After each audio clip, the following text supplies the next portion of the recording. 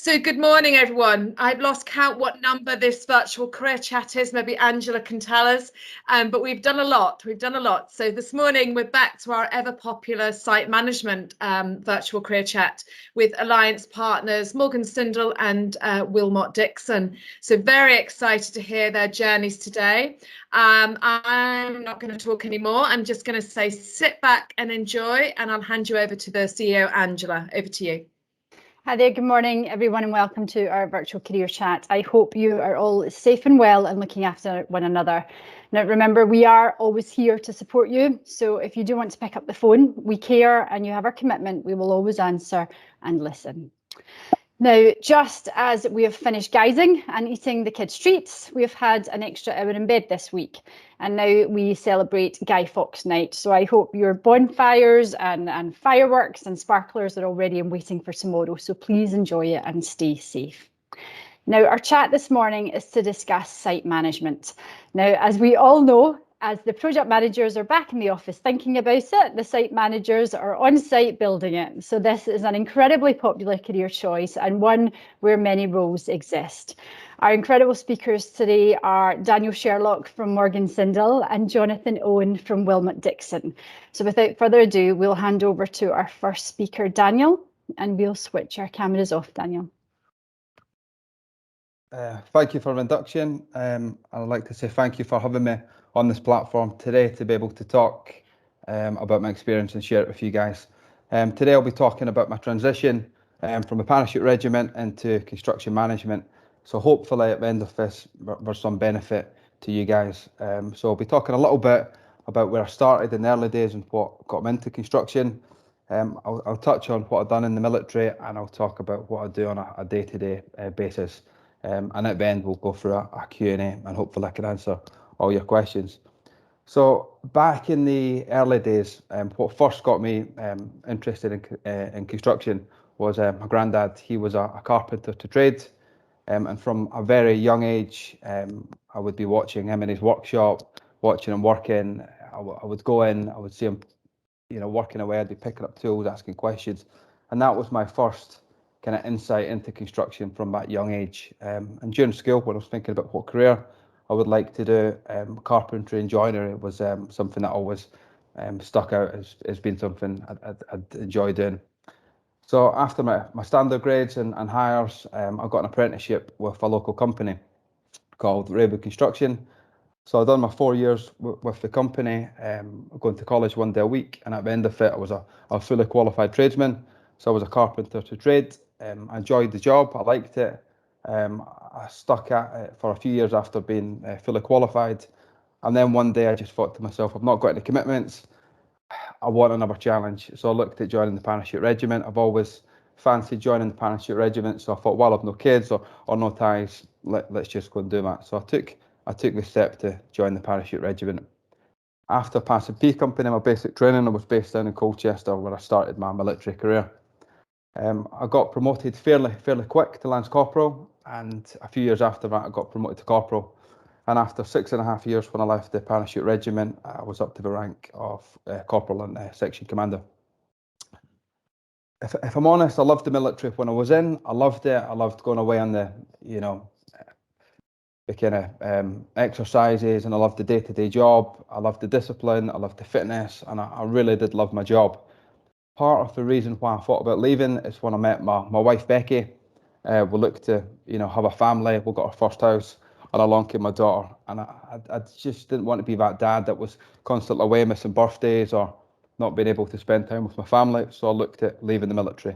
I mean, it does suit some people family life, and it may have worked, but I just wanted that stability in that 9 to 5. So I looked to get back into construction. It's an industry I knew. I had been a carpenter, but I didn't just want to go back on the tools. I wanted a little bit more. I'd picked up loads of good skills, managerial skills in the military, and I wanted to use the managerial skills to the experience I had on the tools to look for a role in construction management. So I set about doing my resettlement. I'd done Prince 2 project management. I'd done first aid at work level 3, and also I'd done my site management safety training test, which is part of the CITB. I'll talk about that in a moment, but it's not actually on the resettlement scheme. A little bit of advice I could give to any of you guys that are looking at getting in construction, whether it's a planning role, an ops director, a project manager, contracts manager, or an engineer. Health and safety is paramount. Health and safety comes before everything in the construction industry, and everybody in construction has got a role and responsibility when it comes to health and safety. So if you can demonstrate to an employer that you've got NEBOSH, which is a highly regarded course and it's world renowned, if you can, let an employer know that you've got that, it'll look great on a CV. I've never met a site manager that's not been first aid trained as well. So first aid at work level 3 is a good one to have. Prince 2 project management, I've done that. If I'm honest, it didn't have a major benefit for the construction industry. However, it's a good management qual and it looks good on a CV. I've done my site management safety test, which I paid for myself.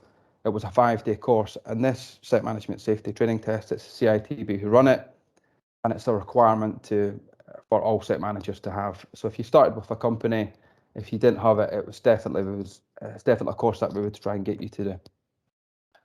So when I started transitioning from the military into construction, my first port of call was picking up the phone and talking to Build Force. So I remember I spoke to Carolyn Logan. I had a chat on the phone with her. I said where I wanted to go, and she said she would be my mentor and help me to try and get back into construction. The first thing I done was I wrote a CV. I sent it to Caroline. She had a quick look at it, and she said, "Dan, why don't you add this bit? Have you thought about cutting this bit down, or this might look a bit better if you adapted that?" So she was a mentor for me. She helped me produce a CV, and she said, "Leave it with me, Dan. I'll phone you in a couple of days." 2 days later, she phoned me and she offered me the chance to do a work placement. If I'm honest, when I got offered the work placement at first, I thought to myself, it's not work placement I need. I don't need work experience. I need a job. But after a chat with Caroline, she said, "Look, this is great to have. It's a great opportunity to get in with Morgan Sindall. And even if it doesn't work out, the next person you speak to, they'll know that you're keen, enthusiastic. They'll know that you've done this work placement and it'll show good willing." So I went for the week's work experience. I done it with Morgan Sindall, and my first job I done was a primary school in Colchester called Lexington Springs. So when I started the work experience, I looked at that as one big interview. I thought to myself, this is a great opportunity for Morgan Sindall to look at me as a future employee, and also me to look at Morgan Sindall and make my mind up if getting back into construction was what I definitely wanted to do. So an example of that is I was told to turn up at 8 o'clock in the morning. I'd be there at 1:45. I was told to walk around the site and see what was going on. I'd be walking around asking people questions, showing a real interest. If someone would, teach me something new, I'd get my notepad and pen out. I'd be writing it down. So I was trying to set an impression and using that week's work experience as a platform to try and sell myself. I wasn't just, I wasn't purely trying to go above and beyond to get the role. It did actually come naturally to me, because as soon as I got back on a construction site, I started enjoying it. And the passion for construction came back. So yeah, any advice I can give to you guys, if you get a chance to do a work placement, go for it and just give it everything and make the most of it. I didn't do any careers fairs. However, I kind of wish I did now, because I think that would have been beneficial. I know the CTP do lots of events as well. So a bit of advice I would say to you guys is just get out there and do as much of it as you can. So after my week's trial, I got taken on another 3-month trial, and that was a paid kind of trial. And Morgan Sindall had said to me the plan was to put me on the 3 biggest jobs. The first job was a job called West Suffolk Operational Hub, which was a massive big civils job. So I've done that for a month, and then I went on to Lexington Springs again, the school, and this CFAS, which is the Centre for Environmental Fisheries and Aquascience. The plan for me to go on 3 different jobs was to meet 3 different site teams, learn different ways that these site teams are doing jobs, and all the jobs were different. One job was a big civils job, one was a new build, and one was a massive refurb with demolition. So at the end of the 3-month trial, if you like, I got offered the position as assistant site manager, which I was delighted about, chuffed with. The role of assistant site manager, for those of you that don't know, an assistant site manager is someone that will assist the site manager. So it's quite similar to a section commander. They would have a 2IC who would help them in the military. The assistant site manager is doing the same on the construction site. So we're not expected to know everything. We're not expected to be 100% the finished article. where they're purely assisting and learning off the site manager. So when I started with Morgan Sindall said they would give me the career progression I need to become the 100% thoroughbred site manager that I was aspiring to be. So part of that was having a line manager.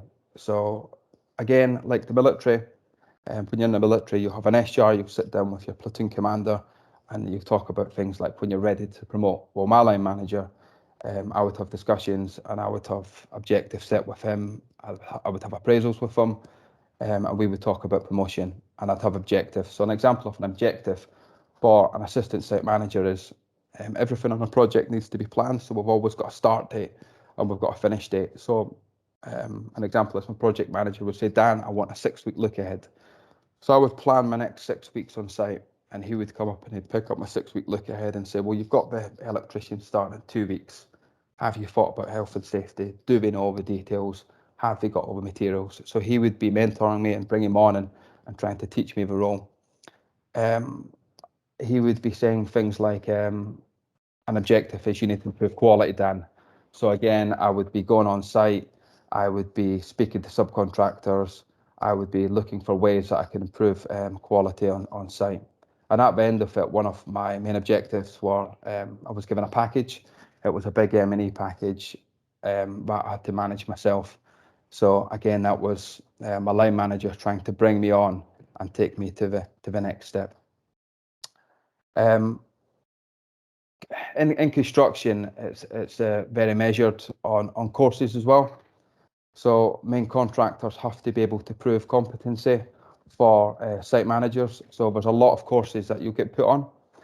An example is I got put on a temporary works course. By the end of the course, I became a temporary works coordinator on site.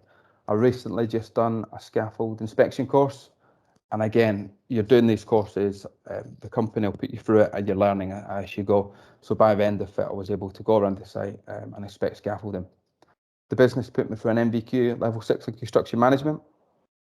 Again, it's a great way to prove competency.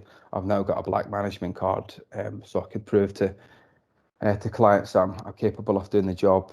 The project I'm working on has got a tower crane, and I was put through some training to be a crane supervisor. Again, a crane supervisor is a job in itself. So to have that career development and progression, it's been brilliant. And as I say, it'll make you learn as you're going. So now I can manage lifting operations. Recently, I was promoted to site manager.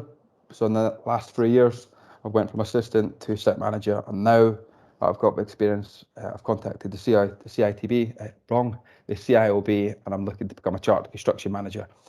So I would say anyone that's looking to get into site management, you will not just start on a role and finish there. You'll always have career progression like the military.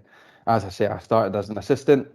I got promoted to site manager. My next step I'm working towards is a senior site manager, then it'll be project manager, contracts manager, and who knows, you can just keep going as much as you want. So a lot of you guys on the call will have good skills to make a good site manager or a design manager or a contracts manager, and you may not even know it. An example is when I was in the military, I done junior braking, so I would be used to giving out orders. That would make me a comfortable communicator. So when I got onto site, I realised that I could sit down in front of client teams, I could sit in front of design consultants and subcontractors, and I had the ability to be able to talk and communicate well. So that's a skill that a lot of few people will have through the military. Also, after juniors, I'd done skillet arms. So I was a skillet arms weapon instructor. So that gave me the ability to be able to sit down and give a structured lesson on a weapon system. So for instance, if I had to go on site and explain quite intricately to a subcontractor how something needed to be done in a certain way, I personally find it quite easy with the training I've had to be able to sit down with these people and explain things. In the military, you'll all know people are from all different backgrounds. Everybody's different, and to get the best out of the people you work with in the military, for me, it was my section. I would, have different ways how to motivate people, build up relationships, and again, I'm doing that every day on site as a site manager to motivate my guys on site and to have good relationships with supervisors. So a little bit about my day-to-day on site. If I'm honest, every day on site is different. and that's something I love about my job. I do also like the fact I'm out on site. I'm not always sitting in the office, so I can have it the best of both worlds. An average day would be me coming on site at 7 o'clock, so I would try to be the first person on site. From there, I'll go about site inductions. What site induction is, if someone's new to the project, I'll take them on board. I'll tell them the kind of do's and don'ts. We'll talk about the safety points on the project. I'll check the RAMs and make sure we're good to go on the project and work. I'll then do a safety brief with them to ensure we know all compliances in regards to health and safety on site. But having that introduction first thing in the morning, that's a great way for me to speak to people and to build up that bit of a rapport with them and get to know what we're like. After that, I always like to do a full walk of the site so I can start seeing what's going on. I can find out who's on the project, if what we're doing safe, if we've got the right materials, if we've got the right supervision, if everything's going well. So I like to always walk around and speak to people. Walking around site, I think that's one of the most exciting parts. If I'm honest, a busy construction site for me is exciting. When I walk around the site, it's a dynamic place. There's lots of different noises going on. For instance, the job I'm working on just now, today we've had steels get lifted up. We've got big open excavations. We've got lifting operations going on, and yeah, I enjoy it. I really like it.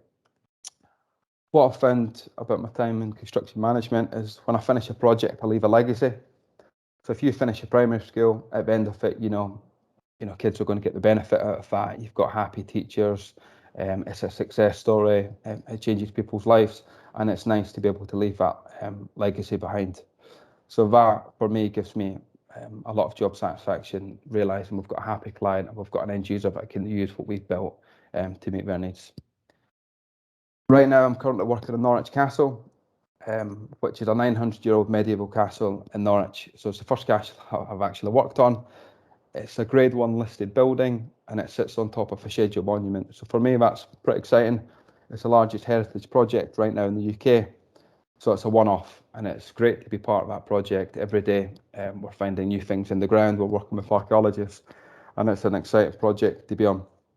The job is actually worth 13.5 million, and when the job's finished, it's going to be pretty awesome.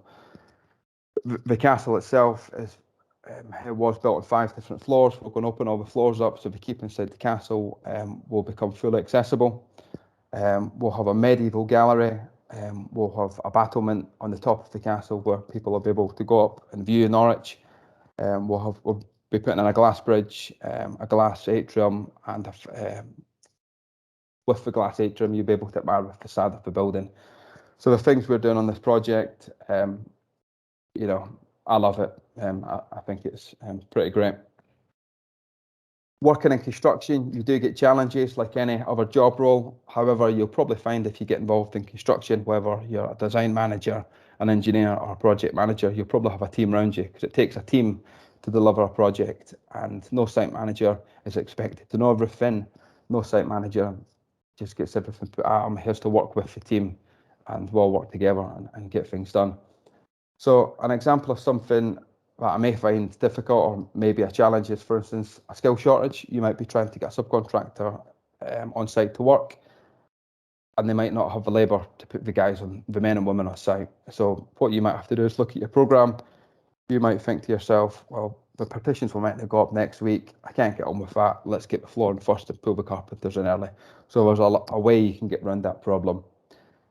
Another example is you might have a subcontractor on site that's got poor communication, who are not getting back to you about things, who are not discussing the job well. It'll be up to you as a site manager to get them in, to sit down, to start having the right type of clip meetings, to start having supervisors briefs. So these are all tools you can use to try and get the best out of people.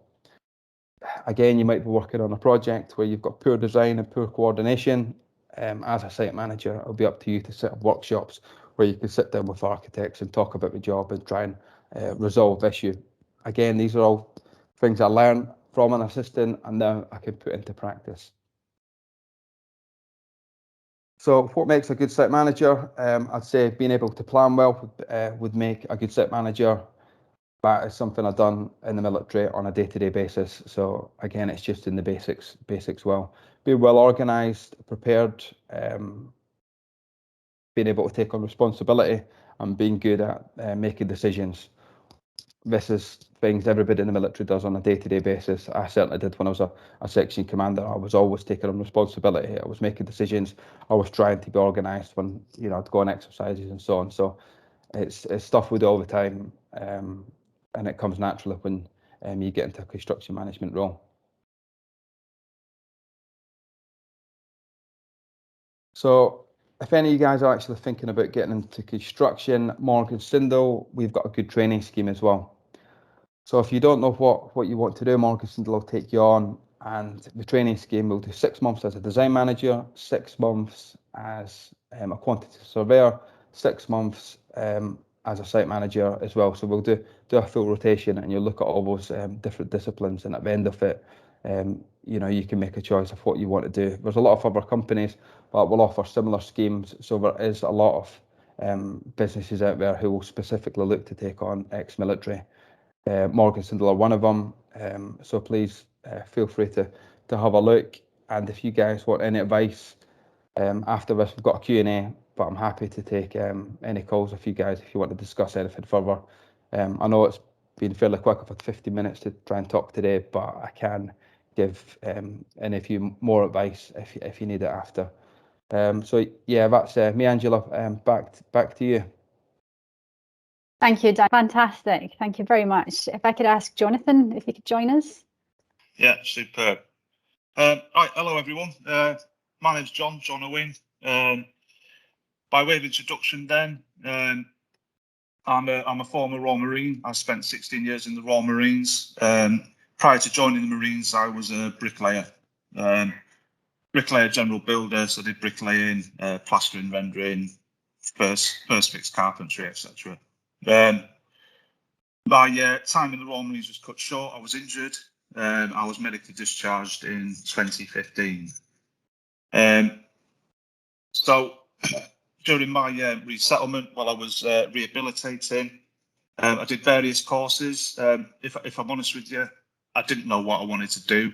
I didn't really have a clear way forward of what industry I wanted to go into, and that wasn't more down to my skill set, but more my injuries. They limited me.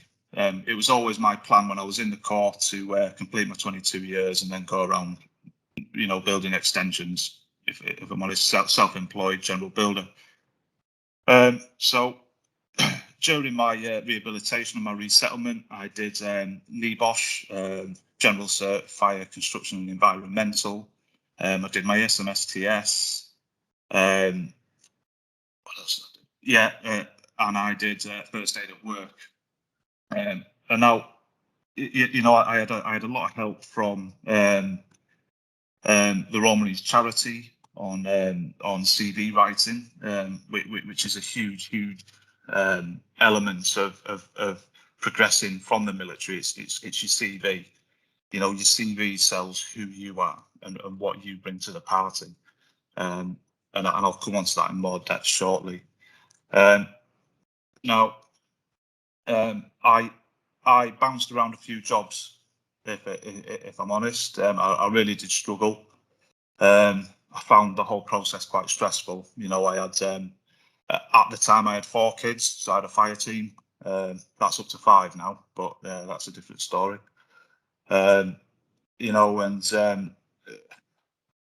if I'm being totally honest with you, there was an element of self-destruct within me, within a lot of the jobs that I worked in.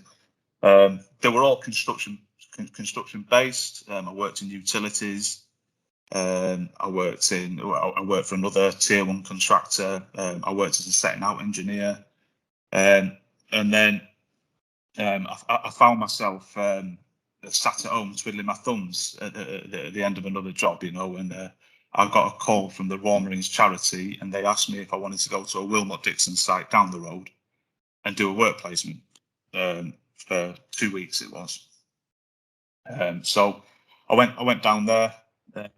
Spent 2 weeks there. It was a refurbishment on the local council offices, 2 floors, only a little job, and you know, I just I got stuck in. You know, I had a solid construction knowledge, and I just put myself out there. You know, I showed I was keen to learn, and keen to drive myself, which they loved. At the end of those 2 weeks, I got called into the meeting room, and there was 2 of the directors sat there, and they said, you know, we want to take you on. We want to offer you a position,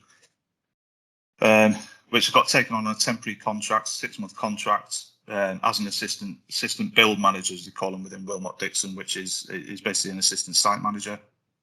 And I worked on 3 or 4 jobs. I did finished the council offices. I did a job at the BRI, Bristol Royal Infirmary, and then I had a big job at Porton Down, of all places, with the MOD.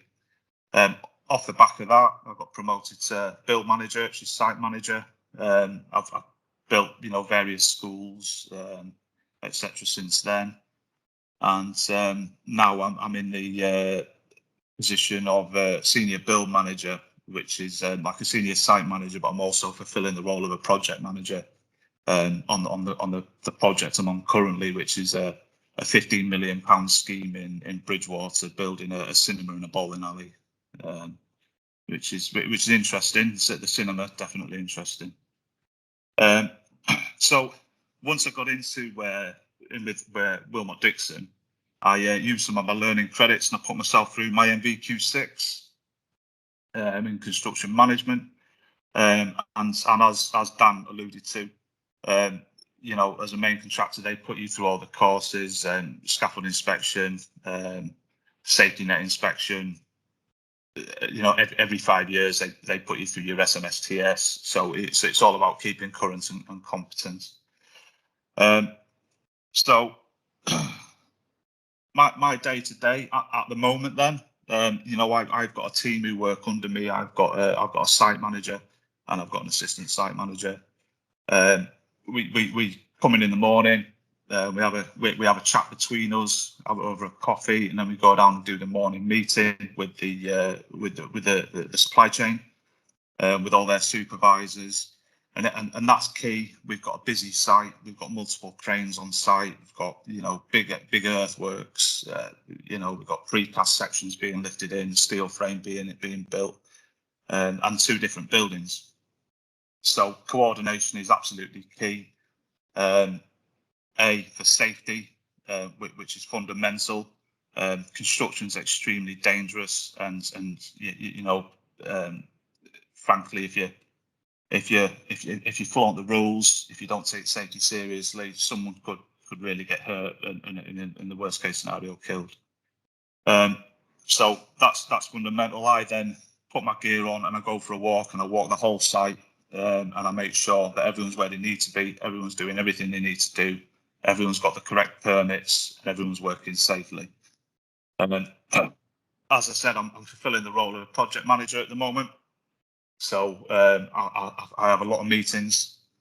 I spend a lot of time doing emails, programming, planning, and you know, thankfully I've got a great number 2 who does a sterling job of running the site day to day and cracking the whip. So that's it, day to day. I'm also currently going through the process of becoming chartered. One thing to note, if you are thinking about doing the MVQ6 once you get into the industry, make sure you do the EdXL one, because it's linked to MCI or B, and it makes it easier for you to become chartered. So I also assist with interviewing from time to time. Hello. I also assist with interviewing from time to time, and so I can give you some top tips on what I look out for. Now, in construction, the key is being able to manage people. Managing people is probably the most difficult aspect of management, because people, frankly, it's like herding cats. You know, I look for people who are outgoing, who have that ability to motivate and inspire. All right, motivate people to get the job done, but inspire to do the job the right way. Now, there's a good saying: you catch more bees with honey than you do vinegar. And in this industry, because it is pretty much dominated by subcontractors, if you jump up and down and scream and shout, you don't really get a lot. So, like I say, the key is communication and management of people. And what I find, and I've assisted quite a few veterans getting into site management over the past 6 years, is that with the military, we have a great ability to manage people, and that's because we understand people as individuals and also as teams, and that comes from our leadership training. If you think about being a section commander, you've got 7 people underneath you. To make that section work properly, you need to understand them all as individuals and understand them all as a team. It's no different in the construction industry. You need to get the best out of people. You need to make sure they're doing the job right. So managing people is a fundamental skill. As qualifications, to get a foothold in the industry, NEBOSH looks really good. If you've got your SMSTS, great. But any main contractor would put you through that first aid at work. They're the ones that you can go and get. Now, I hear people mention Prince 2 and APMP quite a lot. I've done both. Prince 2 and APMP relate to project management. Now project management is different from site management. They have similarities, but nobody is going to step straight from the military into the role of a project manager within the construction industry. It takes a lot of time to build up to that. And if I say anything about Prince 2 and APMP, Prince 2 is the skeleton, APMP is the meat on the skeleton, but it is essentially guidance and a set of rules that relate to general project management. So that could be project management within, I don't know, any industry really, manufacturing, even healthcare. They have project managers for different reasons. Once you get into the industry, the MVQ is a great qualification to get, especially the MVQ 6. You'll find it relatively easy because it's things you do day to day. And again, being ex-military, we tend to thrive on practical assessments. The company I work for, Willmott, Dixon, do a lot of charity work. They do a lot of work with veterans and ex-military, and they run a fantastic trainee scheme. Now that can take different forms. A lot of the trainees come in. It's a 4-year process. They focus on a role at the end of it, whether that's quantity surveyor, whether that's or operational, such as myself. And they will work through that process 4 year long. But Willmott will also put you through university to do a degree in construction management or a degree in surveying, whatever you want to do. If you are a bit older, then you've got responsibilities, like myself, a large family. They will look at things like the MVQ because it suits you more, and it's about what suits your lifestyle. Okay, that's about it from me. Like I say, we can pick more up in the Q&A, which I think could be better, because I'm sure you've all got a lot of queries and a lot of questions, especially around qualifications and what you need to be doing during your resettlement. All right, so over to you, Angela. Jonathan, that was absolutely brilliant. Thank you. If I could ask our speakers to switch their cameras back on. Okay, if you do have any questions, please type them in the box or raise your hand and we'll get round to it. I thought the content from both of you was excellent, so thank you very much for that. I'll kick off with a couple of questions first of all. So Daniel, you mentioned the importance of this 6-week look ahead, your Bible almost, and there are strong principles of planning and sequence and logic to guarantee safety and quality. But how did you learn the construction and technical aspect of that? How do you know what comes next when you're new to this career? So for instance, if I had a subcontractor that may be starting next week, and let's just say we're putting up some brickwork, what I would ask for is how we're going to achieve the job safely. So it'd be, we have a subject matter expert, we have a bricklayer, we do it all the time. So they would tell me exactly how they were going to do it, and that would be by giving me a method statement that would tell me the method they were going to do it. So from there, I would read that and make sure it sounded, you know, as though we could do the job safely. If I had any concerns, I could speak to other people in the team, or I could speak to people on my health and safety team. Also, against risks that would be associated with the task, they might be working on a scaffold, the risk might be, you know, falling from height. They would put control measures against those risks. So the subcontractor would be doing what's deemed to be reasonably practicable to make that job safe, and I would be making sure it's safe by reading it in the method statement, which would pretty much tell me exactly how we're going to do that. I would have a reviewing process of that. So Morgan Sindall have got a tracking and content sheet, so it would tell me what I should be looking for. Have they done X? Have they done Y? Have they done Z? So I've got that tool to assist me with doing that. But as I say, if I had any doubts, I've got people on the team that can help me. You mentioned, so that's the health and safety aspect of planning. When you mentioned quality, we would have an ITP, a quality assurance tool, which would be an inspection and test plan. So if someone was doing an element of work, let's just say if we're putting a roof down, on this quality inspection plan, it would be, are the spacings correct? Have we used the correct fixings? Is the correct felt going down? Is the VCL layer going down? So I would take this plan and I would go around and I would check it off. So when the job's finished, if the client says, is this roof fit for purpose? I could say, well, it is. I've done a quality assurance plan, I've used this tool, I've got photos, I've got evidence, and I can back it up. And these tools come from the business. We've got a form for checking method statements and quality assurance tools. So it's things you do learn, and it's things you do every day. And when I first started on the job, it was my line manager and the site manager who were showing me these different tools and showing me how to use it. So the tools are out there, and you will get taught that if you go into a management role and you're unsure. Okay, so that would be welcoming to hear for those thinking about this as a new profession that maybe didn't come from a construction background while serving. You mentioned as well some coaching skills. So when you're working with those with poor communication skills or those not following the process, did your military skills kick in here? I would say it did. I mean, I was a section commander, as I was talking about, so there'll be times, Jonathan's probably had similar experiences, being in the Marines, when you'd be on exercise, it'd put you under massive amounts of stress.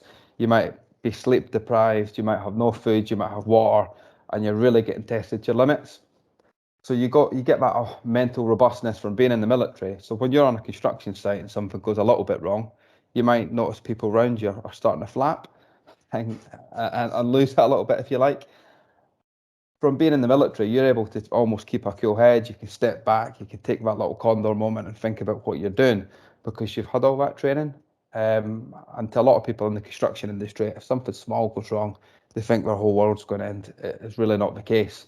And the training I've had in the military, you know, set them up for that. Also, Jonathan spoke about it earlier. I would have a section, so we're all different types of people. I would have to build a relationship with every one of those guys. So some people, everyone's different. So you learn good skills in the military of how you can get the best out of people, and it's no different to being on site. If I go over and speak to a gang of 10 bricklayers or 10 scaffolders, I'm used to that. I've done it in the military when I've been talking to a group of 10 paratroopers, you know. So there's a lot of good skills that you learn in the military, and you won't know you have them until you get on a construction site and you try and put them into practice. Okay, and a question for you, Jonathan, and Daniel just mentioned that the fact that you were in the Marines. What is the perception from those on site when you say that? To be fair, I kind of keep it under my hat. To be fair, I don't really tell a lot of people. I don't really need to. You know, it's all about confidence.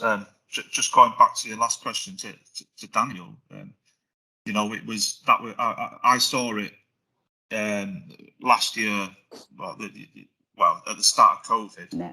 And you know, Willmott Dixon made the choice to keep our sites open, and we shut for a day, and it was extremely stressful. I mean, God, it was like a pressure cooker.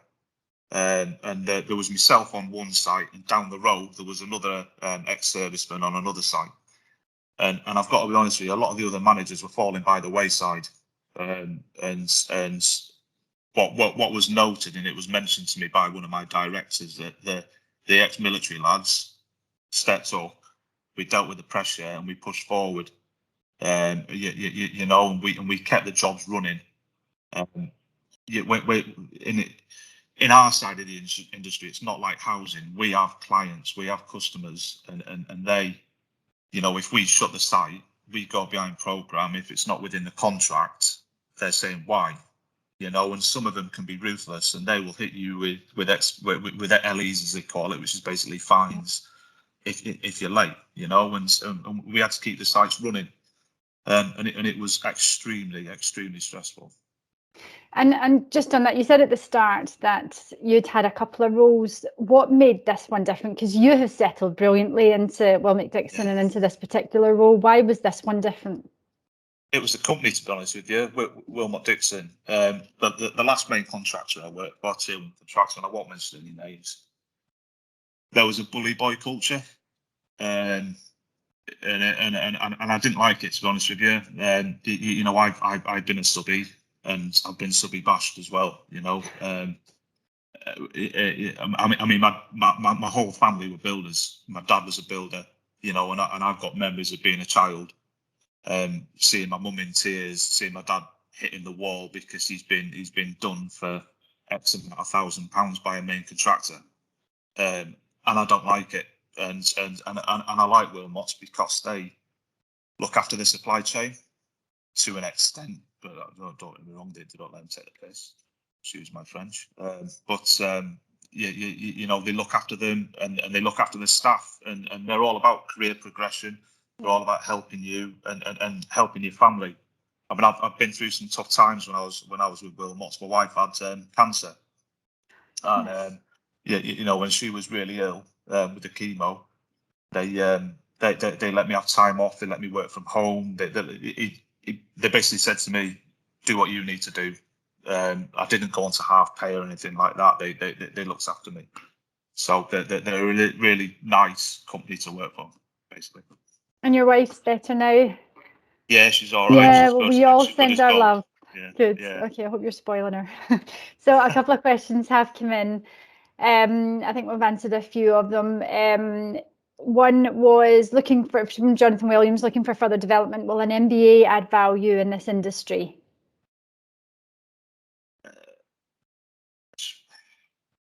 Not so much.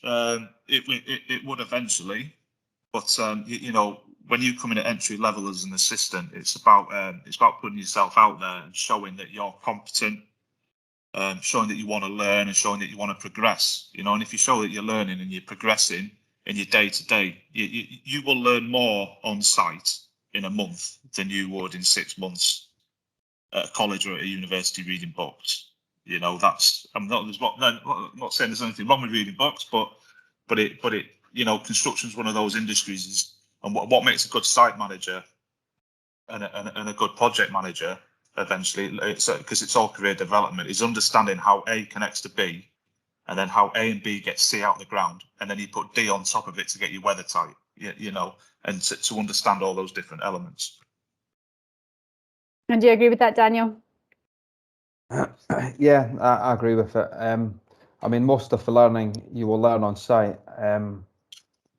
However, I mean, if you were to go for an interview and someone was to say, "What have you done to try and get yourself into construction?" and you said, "Well, in my spare time, I've done my SMSTS, I've done this course, I paid for even e-learning online, looking at asbestos," or as much as you can do, it does show an employer that you're showing willing and you've came in keen. So there's loads of different courses you can do. I mean, if I was interviewing someone and they said, "For the last 2 weeks I've been doing e-learning on all different courses every night," I would see that as someone showing they're willing and they're keen.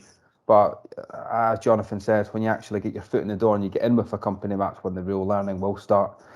And what I would say to people getting in construction, it can be quite daunting. I mean, I had a little bit of a helping hand, so did Jonathan, because we came from a trade background. But for people that don't come from a trade background, I wouldn't let it scare you as much, because you will learn on the job. And when you start as an assistant, you're way off being the finished article. and it's up to your line managers, your site manager, and people around you to coach you. They'll have objective to try and get you up to the next stage, and people will help you along. So it's not like you'll get thrown in the deep end and you'll be walking around the site thinking, I'm out of my comfort zone. So if you fancy going into construction, there's loads of good opportunities. I would go for it, give it a good go. So just in terms of coming into construction then, so Nina has asked a question, what was the entry level pay and did you have to take a pay cut? It's quite a personal question, so you can talk around it. So if you were to join Morgan Sindall, there would be a set rate for a trainee. I'm not sure what it was, but I was almost a little bit of a niche because I wasn't brand new, I wasn't a trainee, and I wasn't 100% the finished article either. So I kind of came in the middle.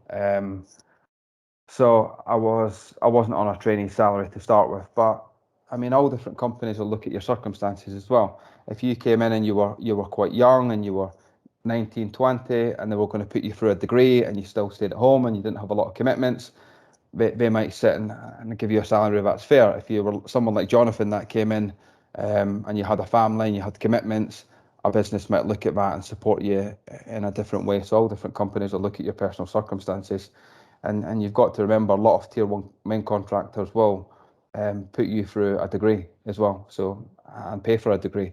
So you've got to think you're getting that out of a company as well. So there's no set salary. It's different for everyone, I'd say. Ken, Jonathan? So pay wise, I had a little bit of a raise, but I suppose it depends what rank you are and what estimate level you're on. But yeah, I mean, I had a little bit of a raise coming in, but like Daniel just said, you know, we had trade backgrounds, and it does vary. You know, one thing I found strange after spending so long in the Marines was that you know, in the military everybody knows that everyone gets paid. Oh, you're in level 3. Oh, I'm in level 4. Yeah, blah blah blah. In the civilian world, it is a big no-no. You don't talk about money. You don't talk about pay. Yeah, I mean, I had a little bit of a raise, and I'm on a lot more now than I was when I started. Okay, so just to give it some expectation on that then, so if somebody was coming in on a graduate programme or a graduate salary, anything between about 24 and 30 nationwide is what that salary band would be. And then on your kind of graduate programme, you would expect to see maybe 1,500 to 2,000 increase for the first couple of years. So you do progress quite quickly. And as they said, you need to add in pensions and healthcare and courses and degrees and anything else just to try and kind of work out what the true value of your package is.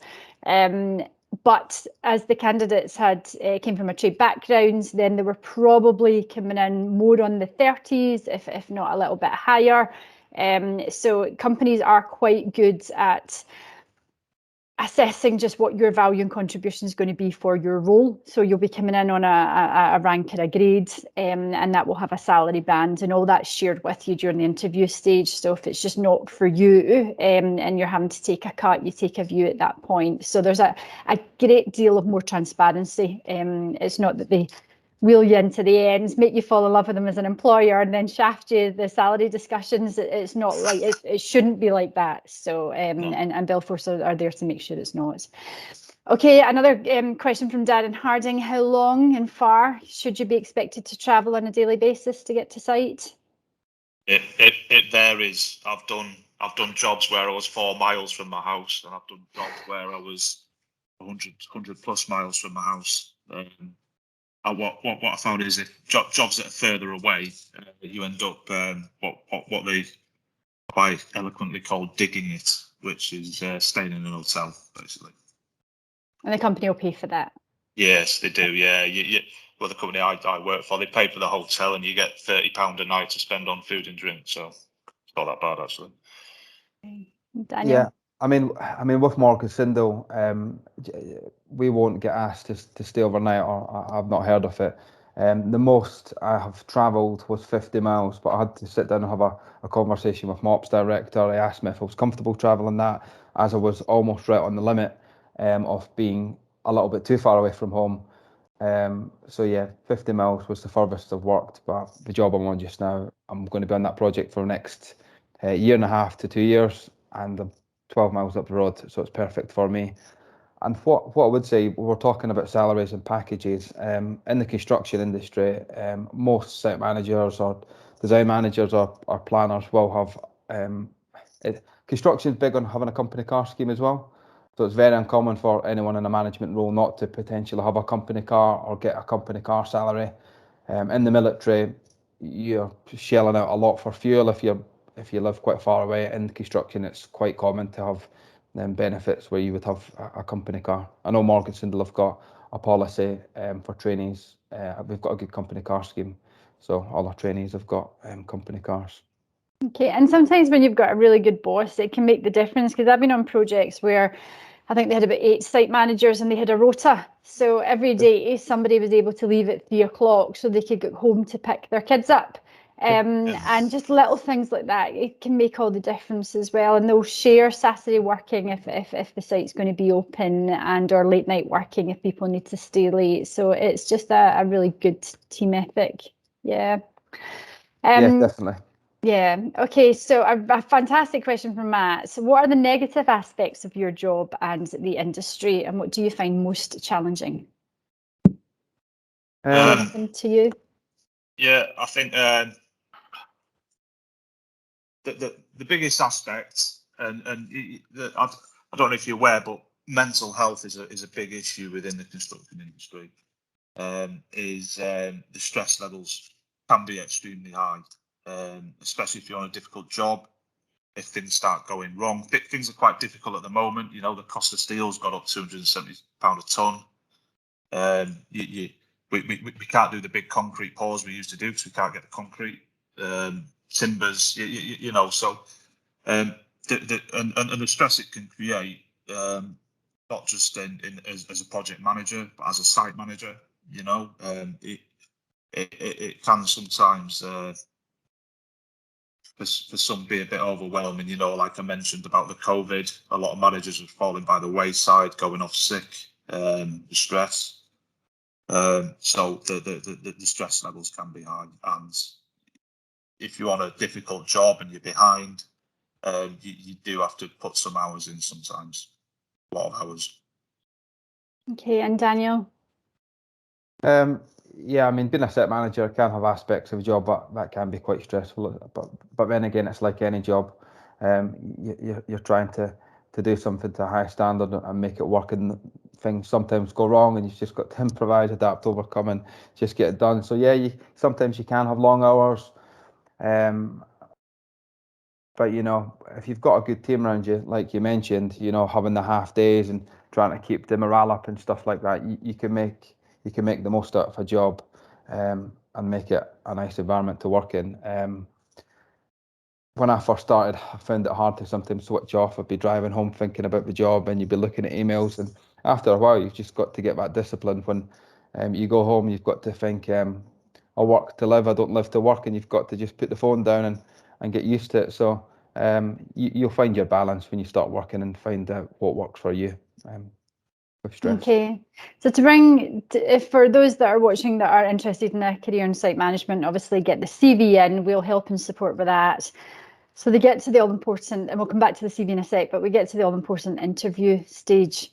So if a candidate sitting direct, and I'll ask each of you, if the candidate sitting directly opposite you, Jonathan, is it a feeling you get about them? Is it character and personality that's shining through? Are you straight in there for the kill in terms of what experience and transferable skills they've got? What are you looking for? So obviously, first off, we get sent their CV before we even meet them, and you can't help when you're reading a CV, but paint a picture of somebody in your head. You know what I mean? So the CV just speaks volumes, absolute volumes. And I've, you know, over the past 6 years, I've helped quite a few service leavers transition, and I won't lie to you, I've seen some CVs, and I'm like, that is appalling, mate.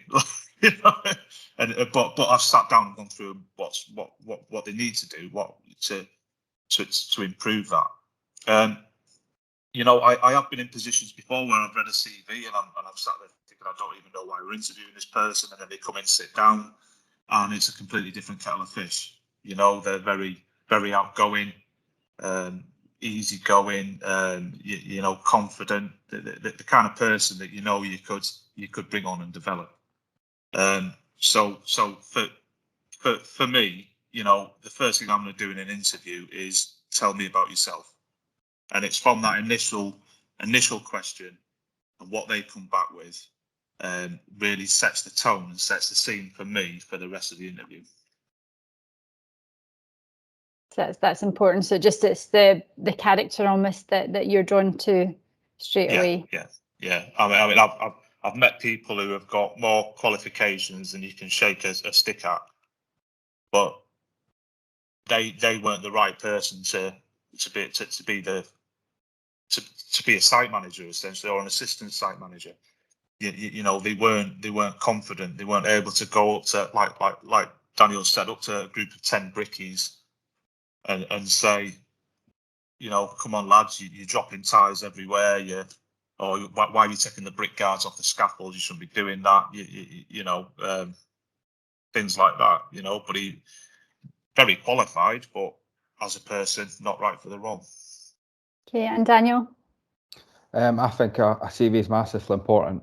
Like Jonathan said, if you get a CV and it's got loads of qualifications on it, but it looks like someone's taken 5-10 minutes to write it, it tells you something about that person. I took quite a while doing the CV, and it was quite nice to know, with the help from loads of different people, when I actually got the work experience, someone turned around and went, wow, your CV was pretty good. When I was writing it, I didn't think there was a lot of stuff on it that would stand out, but because I took my time, I wrote a CV, and that was the first look at someone got at me. What you've got to remember, if you do go for an interview, the person that's interviewing you might be looking at you thinking, this man or woman's got another 30-40 years in the construction industry.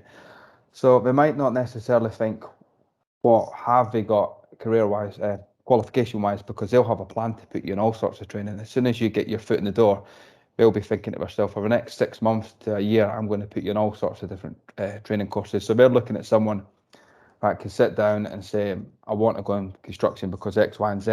I've got a career plan. I want to be an assistant. However, I aspire to be a site manager. I've got a 10-year plan where I want to be a project manager. You know, I want to be running multiple jobs. Someone that just seems enthusiastic, someone that can talk well. So it's not necessarily about the courses you have and you haven't done. It's about the individual and how you present yourself in an interview, if that makes sense. So if you've not got a lot of qualifications, don't shy away from putting yourself in that position. Tell an employer what you can give. Ask an employer, say in the interview, what can you give me so I can benefit your company? But do spend a lot of time, well, not a lot of time, do spend time on the CV, because as I say, companies will get a lot of CVs, and if you can spend that extra few days doing the CV to have a CV that will stand out, it'll be worth its weight in gold, potentially. Okay, thank you. And a question from Colin, how far out before you're looking for work should you suggest that you get the CV in? On you go, Jonathan. I'll let you answer that. Me personally, I did a CV and I sent them out, sent a load out as soon as I could, as soon as I had it, and just started interviewing. I got practice at interviewing because you know I've been in the corps for 16 years. I didn't know any difference, so you know, interviewing was something I actually struggled with. So I did a load of interviews and I just banged my CV out. You know, if you cast a lot of lines, you'll catch a fish. Daniel, you're the same, yeah. And a question's come in from Tom. Do Morgan, Sindall and Dixon Willmott Dixon have an ongoing recruitment process, or is it seasonal or biannual? Your door's open all the time, isn't it? You're constantly recruiting. Not 100% sure. I do know if you're interested in a career with Morgan Sindall, there will always be someone in the business that can, you know, take a CV, that can look at it, that can give you advice. So even if you were talking to the business and they weren't taking anyone on at that specific point, it would set you up for the next stage. You would start telling you, giving you dates, and also you might start finding out about different things the business can offer you, like work experience placements and you know, insight days and things that do go on seasonal. So I would definitely say if you're interested in Morgan Sindall, go on the website, try and reach out, get in touch with people in the business. There's all sorts of people that can help you. Don't you know, don't hold back, reach out, and there'll be something that the business can offer. Okay, and Jonathan, Willmott Dixon constantly recruiting.